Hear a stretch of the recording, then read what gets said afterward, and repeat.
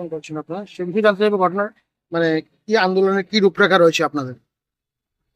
ত্রিপুরা প্রদেশ কংগ্রেস কমিটির কর্মসূচির অঙ্গ হিসেবে আজকে সমস্ত রাজ্যের সঙ্গে ধর্মনগর জেলা যুব কংগ্রেস, জেলা মহিলা কংগ্রেস, জেলা এনএসইউআই এবং জেলা সভা দলের উদ্যোগে ধর্মনগর নেতাজি মূর্তির পাদদেশে আমরা 4 ঘন্টার গণ অবস্থান করতে যাচ্ছি।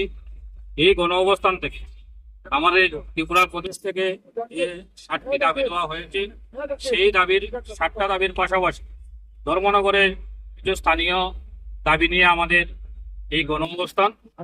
60টা দাবির মধ্যে প্রথমেই রয়েছে, আমরা সবাই অবগত রয়েছি, 2018 সালে সরকার পরিবর্তনের পর এই রাজ্যে যুব সমাজকে ধ্বংস করে দেওয়ার জন্য যেভাবে রাজ্যকে নেশার সাম্রাজ্যে পরিণত করা হয়েছে, তার ফলস্বরূপ গত কিছুদিন পূর্বে রেলে করে জিরানিয়ায় ওয়াগন ভর্তি ড্রাগস উদ্ধার হয়। বিরোধী দলের চাপে পড়ে যখন সেই ড্রাগস কে বা কারা এনেছে, যখন তদন্ত শুরু হয়, তখন আমরা দেখতে পাই বহিরাজ্য থেকে বিজেপির নেতা অরুণ ঘোষকে গ্রেফতার করা হয়।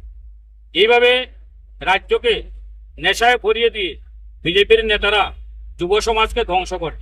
যাতে যুব সমাজকে রক্ষা করা যায়, সেই নেশার বিরুদ্ধে আজকে আমাদের এই গণ অবস্থান। আমরা দেখতে পাচ্ছি আমাদের প্রয়াত প্রধানমন্ত্রী এশিয়ার মুক্তিসূর্য ইন্দিরা গান্ধী সংবিধান সংশোধন করে 126 তফসিল গঠন করেছিলেন, কিন্তু তা এখন পর্যন্ত কার্যকরী হচ্ছে না। আমরা চাই অতি সত্বর 125তম সংবিধান সংশোধন করে যাতে ককবরক হরফে এই 125তম সংবিধান সংশোধন বিল অবিলম্বে পার্লামেন্টে পাস করতে হবে এবং ককবরক ভাষাকে রোমান হরফে তৈরি করতে হবে। পাশাপাশি আমাদের দাবি রয়েছে